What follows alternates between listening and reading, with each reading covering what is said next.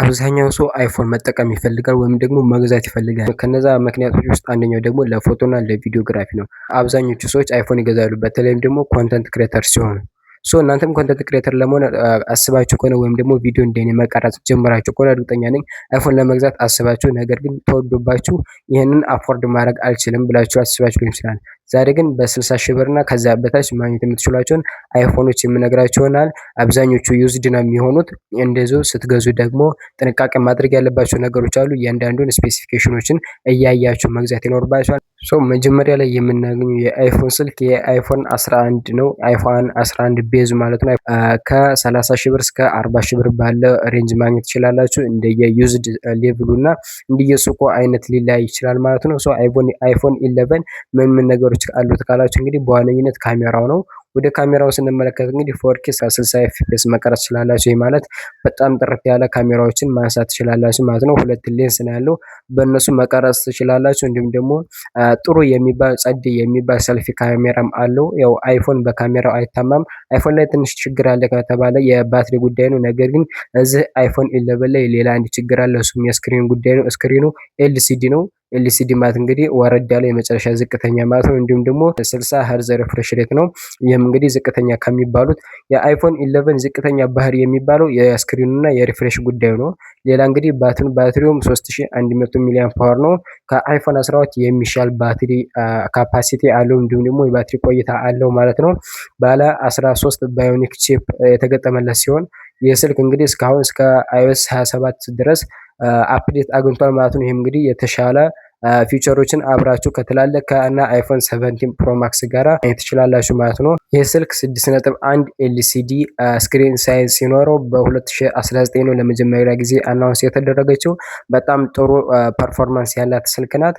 ከ30 ሺህ እስከ 40 ሺህ ብር ካላችሁ ይህችን ስልክ እንድትገዙ ሪኮመንድ አደርጋችኋለሁ ማለት ነው። ሌላኛው እንግዲህ ከዚሁ ከአይፎን 11 ቤት ፋሚሊዎች ሳንወጣ የአይፎን 11 ፕሮ ማክሱ እናገኘዋለን። ፕሮ ማክሱ ከ11 በምንድነው የሚበልጠው ካላችሁ አንደኛ ሳይዙ ከፍተኛ ነው። 6.5 ኢንች ነው። ይህ ማለት የተሻለ ባትሪ አለው፣ የተሻለ ስክሪን ሳይዝ አለው፣ እንዲሁም ደግሞ የዲስፕሌይ ኳሊቲ አለው ማለት ነው። ይህ ዲስፕሌይም ኦኤልኢዲ ነው። ልክ እንደዚህኛው ኤልሲዲ አይደለም ማለት ነው።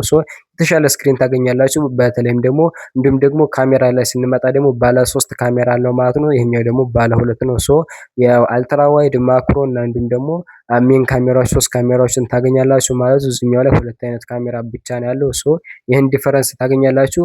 11 ፕሮ ማክስ ከፈለጋችሁ አንደኛ የተሻለ ሳይዝ ታገኛላችሁ፣ ሁለተኛ የተሻለ ዲስፕሌይ፣ ሶስተኛ ደግሞ የተሻለ ካሜራ፣ አራተኛ ደግሞ የተሻለ ባትሪ ሄልዝ ታገኛላችሁ ማለት ነው። እነዚህን ልዩነቶች አሉት። ይህንንም አሁን ላይ ከ40 ሺህ እስከ 50 ሺህ ብር ማግኘት ትችላላችሁ ማለት ነው። ሌላኛው እንግዲህ አንድ ስቴፕ ከፍ ብለን የምናገኘው የአይፎን 12 ነው። አይፎን 12 እንግዲህ የአይፎን በጣም ምርጥ ቤቶች ወይም ደግሞ ምርጥ ስልኮች መነሻ ናት ብዬ አስባለሁ። ምክንያቱም በጣም ብዙ ፊቸሮች የተጀመሩት አይፎን 11 ላይ አይፎን 12 ላይ ነው።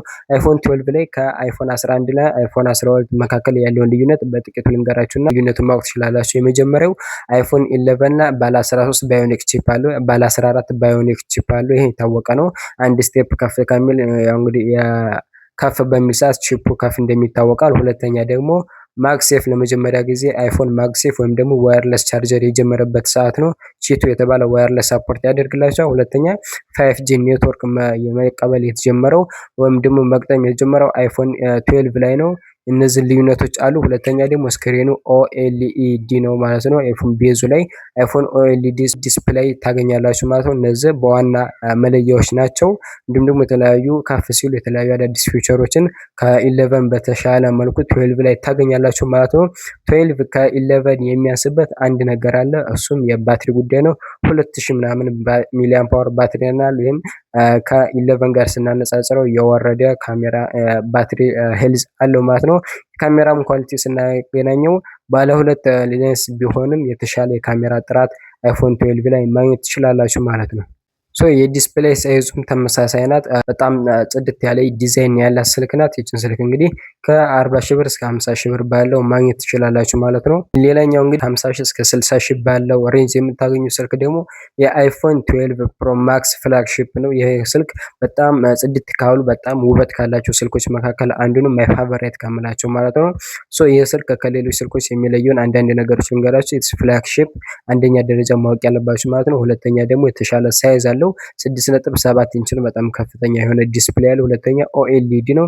ሶስተኛ ደግሞ የተሻለ የካሜራ እንትኖች አሉት፣ ካሜራ ጥርቅሞች አሉት። ባለ 3 ካሜራ ነው። ፕሮ ማክስ ስለሆነ የተሻለ ካሜራ ኳሊቲ ታገኛላችሁ። እንዲሁም ደግሞ የተሻለ አፕዴት ማግኘት ትችላላችሁ ማለት ነው ስልክ ላይ። እንዲሁም ደግሞ ባለ 6 ጂቢ ራም ነው። አይፎን ላይ እንደምታውቁት የራም ጉዳይ ዝቅ ያለ ነው። ምክንያቱም አሮን ነው እንዴት እንደሆነ ግን ራም ላይ አያሳስባችሁም። እንደ ሳምሰንግ በጣም ላይ ከፍ ያለ ቁጥር 16፣ 12፣ 8 ምናምን እያሉ አይጠቀሙም። አይፎን 12 ፕሮ ማክስ ላይ የምታገኙ 6 ራም ነው። ከዛ ዝቅ ያሉት እስካሁን ስነግራችሁ የነበሩ ግን ባለ 4 ጂቢ ራም ነው የሚጠቀሙ። እዚህ ላይ ባለ 6 ጂቢ ራም ታገኛላችሁ ማለት ነው። ክብደቱም ወደ 228 ግራም ከፍ ያለ ነው።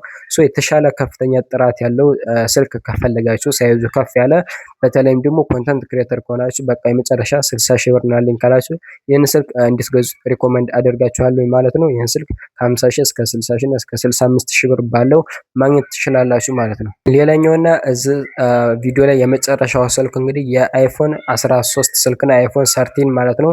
አይፎን 13 ቤዝ ሞዴሉ ማለት ነው። ይህ ስልክ በጣም ፌመስ ስልኮች ከሚባሉት የአፕል ስልኮች ከሚባሉት ውስጥ አንዱ ነው። ይህ ስልክ እንግዲህ ባለ ባዮኒክ 15 ቺፕ የተገጠመለት ሲሆን የተሻለ ፐርፎርማንስ አለው ከሚባሉት እንትኖች ስልኮች አንዱ ነው። ከነዚህ እስካሁን ካሳያችሁ ሻል ያለ ፐርፎርማንስ አለው። በጣም ፌመስ የሆነ ስልክ ነው። ይህ ስልክ እንግዲህ 6.1 ኢንች ስክሪን ሳይዝ ኦኤልኢዲ ሲኖረው እንዳለ ዲያጎናል የሆነ የካሜራ አቀማመጥ አለው። በዚህም በተለይ ደግሞ ሴቶች ላይ በጣም ተወዳጅነትን ያገኘ ስልክ ነው። ነገር ግን የካሜራ ኳሊቲውን የስክሪን ጥራቱን በምትመለከቱበት ሰዓት በጣም ጥሩ ፐርፎርማንስ እና ጥሩ ኳሊቲ ያለው ስልክ ነው። እዚህ ስልክ ላይ እንግዲህ 3220 ሚሊ አምፖር ባትሪ ታገኛላችሁ። ማክሴፍ ቻርጀር ቺቱ ዋየርለስ ቻርጀር ሳፖርት ያደርግላችኋል። 5G ኮኔክቲቪቲ አለው። እንደነገርኳችሁ 5G እና ዋየርለስ ቻርጀር የተጀመረው ከአይፎን 12 ጀምሮ ነው ማለት ነው። 5G እና ዋየርለስ ከፈለጋችሁ አይፎን 11ን ወደታች መተው ይኖርባችኋል ማለት ነው። እንደምታውቁት ከአይፎን 12 ነው የተጀመረው። ይህ ስልክ እንግዲህ በጣም ጽድት ያለ ባለ 4 ኮር ሲፒዩም አለው ማለት ነው። በጣም የተሻለ ፕሮሰሰር ተገጥሞለት በጣም ጥራት ያለው የአይፎን ስልክ ከፈለጋችሁ 13 ቤዙን መውሰድ ትችላላችሁ ማለት ነው። ይህንን ስልክ አሁን ላይ 60 ሺህ ብር ማግኘት ትችላላችሁ ዩስድ ነው።